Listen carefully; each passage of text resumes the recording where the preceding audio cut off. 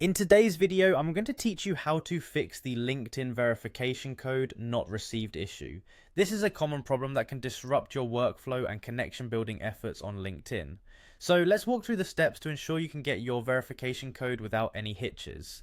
First things first, head over to linkedin.com. You'll need to sign in using your credentials. You can either log in with Google or Microsoft, or simply use your email address and password to access your account.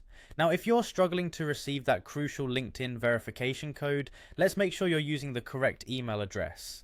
It seems simple, but it's important to double check that the email associated with your LinkedIn account is the one you're monitoring. Sometimes LinkedIn emails, including verification codes, might end up in your spam or junk folder, so make sure to look there as well.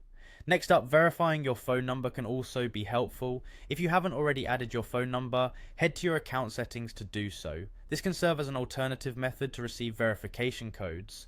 Also, ensure that your phone has a good network signal. Without this, receiving any SMS could be a challenge.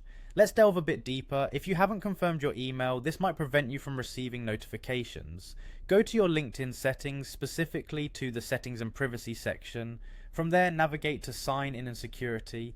This is where you'll find the option to manage your email addresses. If needed, you can click change next to email addresses to resend the verification email. When you attempt to log in and don't receive the verification code, try clicking resend code on the sign in page or in the verification prompt. Sometimes it might just take a second attempt to get that code. A couple of final reminders to wrap up. If you're opting to use a phone number for verification, ensure that your device is not set to any kind of disrupt or silent mode that might prevent you from noticing SMS notifications in real time. Additionally, for those using email, it's good practice to add LinkedIn's email to your safe senders list. This minimizes the chances of these emails being routed to spam. Following these steps should significantly improve your chances of overcoming the verification code hurdle on LinkedIn.